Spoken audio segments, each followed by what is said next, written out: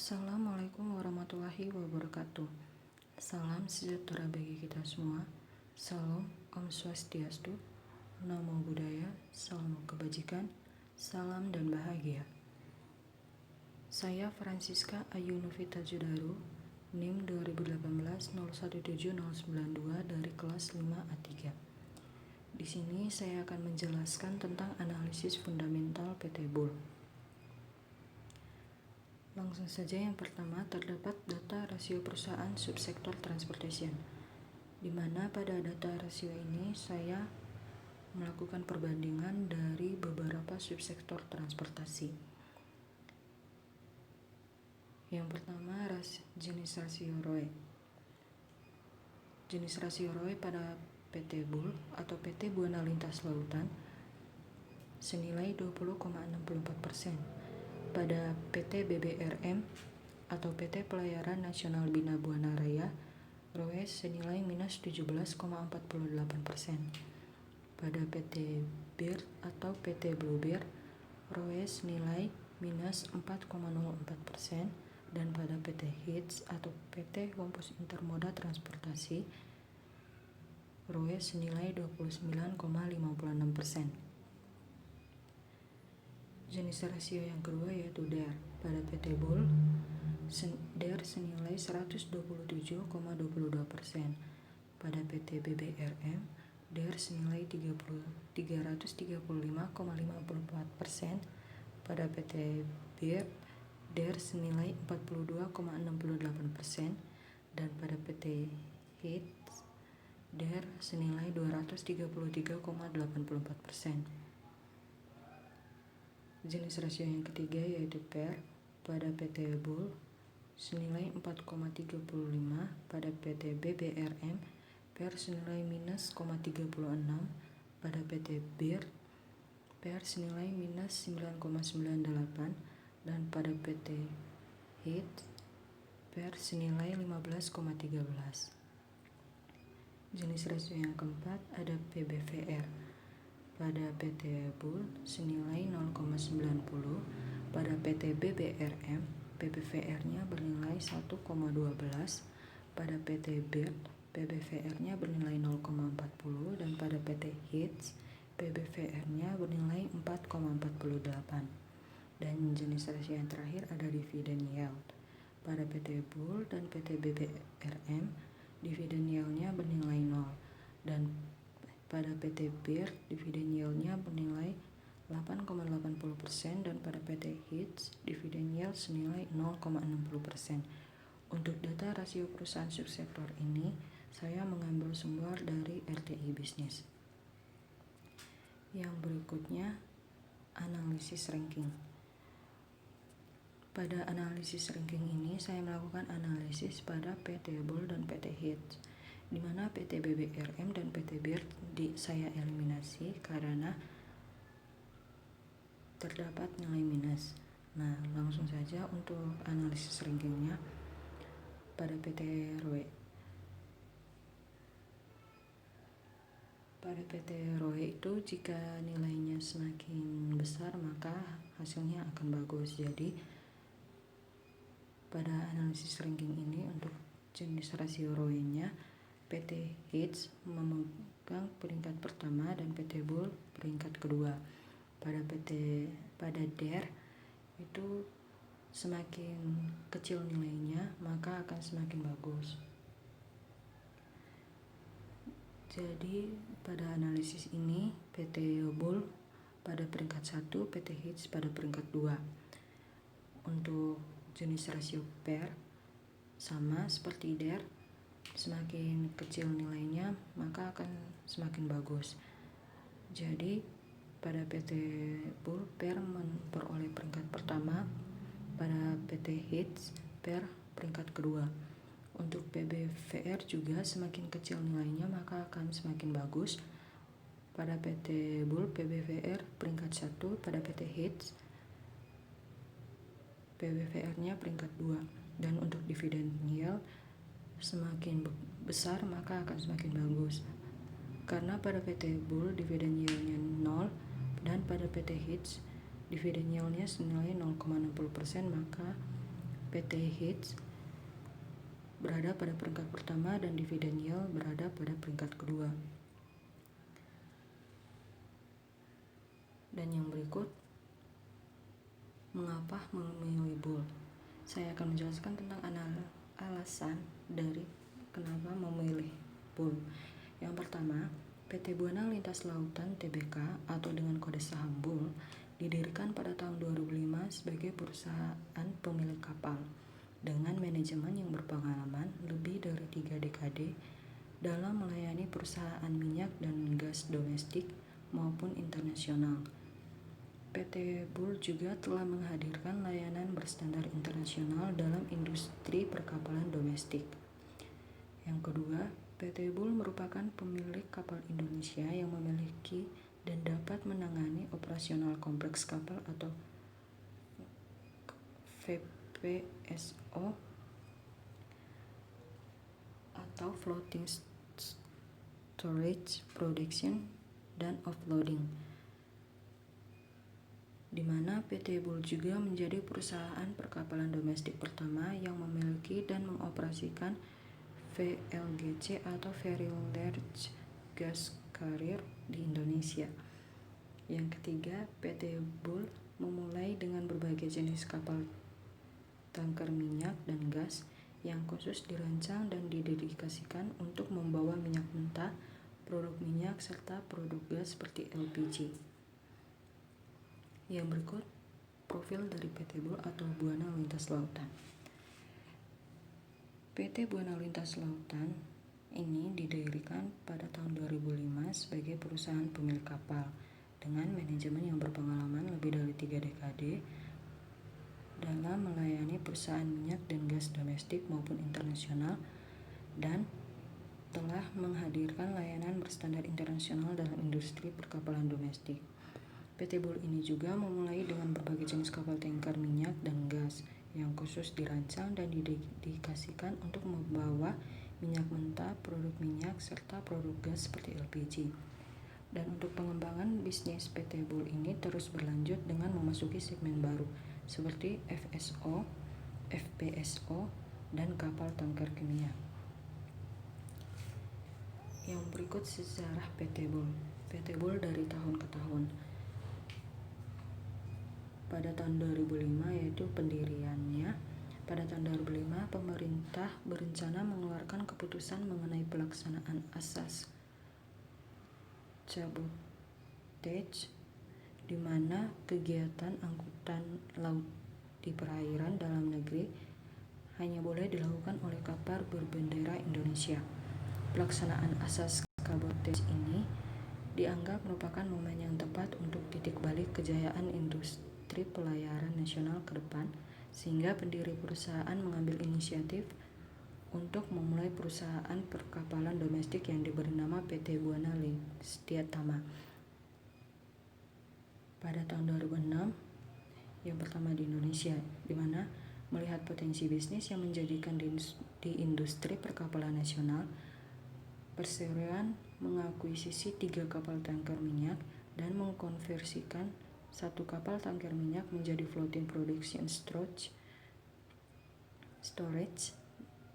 and Offloading atau FPSO, yang dimana FPSO kemudian dinamakan FPSO Brotojoyo dan merupakan FPSO pertama berbendera Indonesia.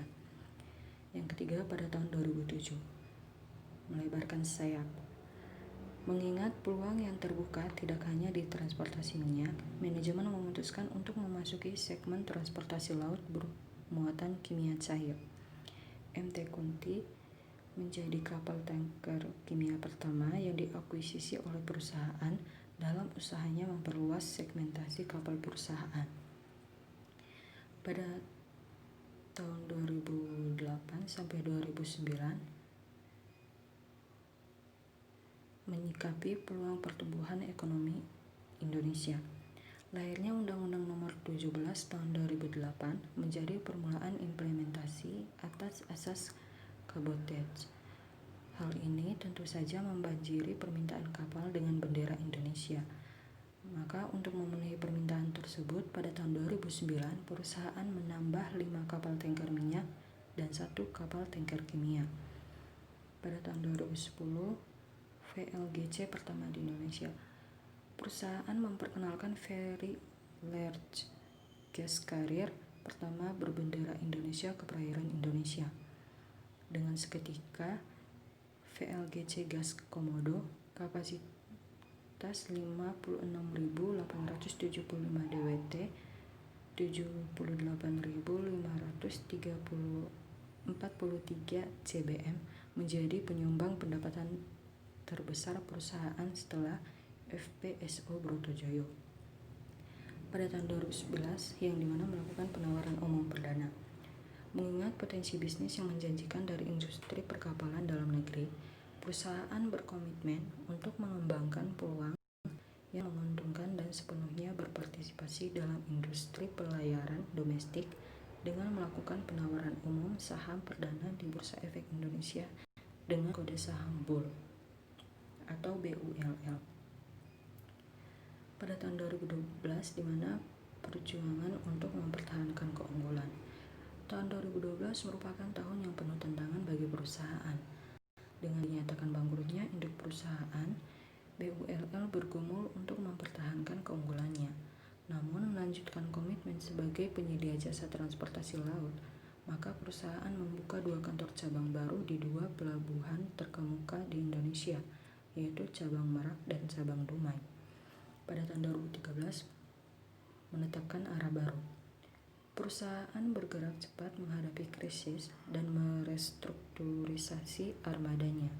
Perusahaan menjual beberapa kapal yang lay-up akibat kurangnya likuiditas untuk melaksanakan docking rutin. Perusahaan juga melakukan proses restrukturisasi dengan bank lokal maupun bank asing guna meningkatkan kinerja keuangan. Pada tahun 2014, dasar kokoh untuk pertumbuhan. Dengan didapatkannya kontrak baru untuk kapal FPSO Brotojoyo memberikan prospek yang lebih cerah ke depannya untuk perusahaan. Hal ini mendorong perusahaan untuk melakukan investasi pembelian kapal baru untuk mendorong kinerja perusahaan yang melemah. MT BULL Papua merupakan kapal tanker Aframax pertama yang dibeli setelah proses restrukturisasi. Pada tahun 2015 berlayar menuju masa depan cerah. Di sini dalam rangka memberikan pelayanan transportasi lautan dan keagenan kapal yang terbaik kepada klien, perseroan kembali membuka 2 kantor cabang baru, yaitu di Surabaya dan di Gresik, yang dinilai merupakan lokasi yang strategis. FPSO Brotojoyo juga mulai on hire melayani proyek kerjasama job Pertamina Petrochina Salawati menjadi pembawa revenue terbesar bagi perusahaan. Yang berikutnya pada tahun 2016 melaju menuju pertumbuhan jangka panjang. Setelah 1 dekade membangun keberadaannya di industri perkapalan Indonesia, PT Buana Listiatama atau PT Buana Lintas Lautan ini terus tumbuh melalui berbagai inisiatif pengembangan dan peningkatan tanpa henti. Pada tahun 2016 ini, perusahaan telah berinvestasi dalam penambahan armadanya untuk mendukung peningkatan layanan kepada penyewa kapal, serta untuk memberikan nilai tambah kepada pemegang saham. Perusahaan membeli 2 kapal Aframax, 1 kapal medium Merang, dan membuka 2 kantor cabang baru di Balikpapan dan Batam. Pada tahun 2017, masa-masa menggairahkan pada pertumbuhan. Sejalan dengan pulihnya industri minyak dan gas, semangat transformasi terus dibudidayakan bersama dengan pengembangan strategi bisnis dan peningkatan kualitas sumber daya. Pada tahun 2018 menjaga momentum. Perubahan nama yang dilakukan oleh perusahaan pada tahun 2018 dari PT Buana Listiatama Tbk menjadi PT Buana Lintas Lautan Tbk mendorong langkah-langkah perusahaan menuju semangat baru dalam mengejar pertumbuhan yang berkelanjutan, dan pada tahun 2019 melaju menuju masa depan. di mana pada tahun 2019 ini permintaan minyak yang terus meningkat di Indonesia sejalan dengan peningkatan populasi dan perkembangan ekonomi. Di sisi lain, kebutuhan akan konsumsi minyak nasional tidak diimbangi dengan produksi, sehingga kebutuhan akan impor minyak semakin meningkat. Faktor-faktor tersebutlah yang merupakan pendorong untuk kebutuhan kapal tanker minyak. Bersiap menuju shipping super cycle pada tahun 2020, PT Bull ini menambah lagi 2 kapal medium rank dan 3 kapal Aframax. Yang berikut untuk Direktur, Komisaris, Komite Audit, dan pemegang saham dari PT Bull atau PT Buana Lintas Lautan. Di sini yang pertama ada Direktur, nama Wong Kevin, posisi Direktur Utama. Yang kedua Henrianto Kuswendi, posisi Direktur. Dan yang ketiga Andreas Kastono Ahadi, posisi Direktur. Dan yang terakhir ada Fauki Hapidesko, posisi Direktur. Yang berikutnya Komisaris, nama Halim Yusuf, posisi Komisaris Utama. Ahmad Widjaja, posisi Komisaris. Dan Hermawan Chandra, posisi Komisaris. Untuk Komite Audit, nama DRS Hermawan Chandra, posisi Ketua. Dianata, posisi sebagai anggota. Dan Erma Puji Kurniati, posisi anggota. Yang berikut pemegang saham. Nama Credit Suisse AG, DUP, BRCL, Sech Omnibus, Non TR ACC nomor 20512040002. Jenisnya lebih dari 5%, jumlah Rp682.645.038, persentase 5,517%. PT Delta Royal Sejahtera, jenis sahamnya lebih dari 5%, jumlah Rp1.806.258.169 dengan persentase 14,599%. PT Tesco International Capital, jenis lebih dari 5%, jumlah Rp1.344.818 dengan persentase 8,11%. PT Geolink Indonesia, jenis lebih dari 5%, jumlah Rp1.2.514.300, persentase 8,103%. PT Danatama Capital Investama, jenis lebih dari 5%, jumlah Rp1.019.927.717, persentase 8,243%.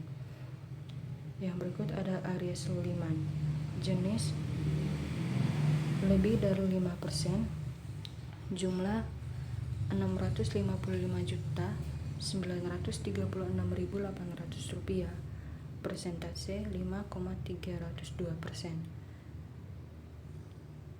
Yang berikut masyarakat, kurang dari 5% dengan jumlah Rp6.289.293 dengan persentase 50,126%. Saham treasury, jenisnya saham treasury, jumlah 0, persentase 0%. Yang berikut Wong Kevin, direksi, jumlahnya Rp292.137.950, persentase 0,36%. Halim Yusuf sebagai komisaris, jumlah Rp4.079.900, persentase 0,03%. Yang berikut Henrianto Kuswendi, direksi, jumlah saham 17.500.000 dengan persentase 0,14%. Andreas Castono Ahadi, direksi, jumlah Rp7.868.600, persentase 0,06%. Fauki Hapidesko, direksi, jumlah Rp236.200, persentase 0%. Yang berikut saya akan menjelaskan tentang grafik dari PT Bull. Yang pertama tentang income statement-nya.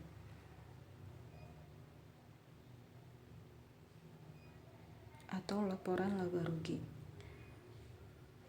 Di sini laporan grafiknya selama 5 tahun dan berada pada kuartal 4. Untuk net income atau laba bersihnya pada tahun 2015 naik, pada tahun 2016 menurun, dan dari tahun 2017 sampai tahun 2020 net income-nya naik.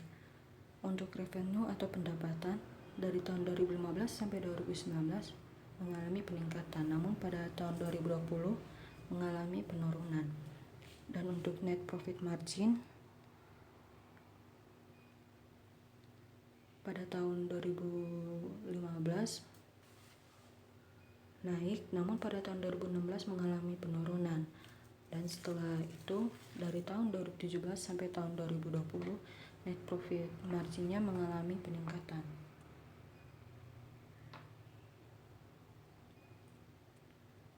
Yang berikut grafik pada balance sheet atau neraca saldonya. Di sini saya akan fokus pada aset, di mana dari tahun 2015 sampai tahun 2020 aset pada PT Bull semakin meningkat. Dan untuk DER atau debt equity ratio-nya atau utangnya itu pada tahun 2015 menuju 2016 DER-nya naik, namun pada tahun 2017 dan 2018 DER-nya turun, dan menginjak tahun 2019 hingga tahun 2020 di bulan Juni DER mengalami peningkatan. Jadi kesimpulan dari analisis fundamental PT Bull ini, di mana melihat hasil analisis rasio dan lainnya yang dilakukan dapat dijadikan dasar atau pertimbangan lebih lanjut bagi para calon investor yang ingin menanam saham di PT Bull ini, baik itu mencari capital gain dari penjualan saham atau untuk mencari dividen. Sekian presentasi dari saya. Mohon maaf jika ada kesalahan dalam penyampaian.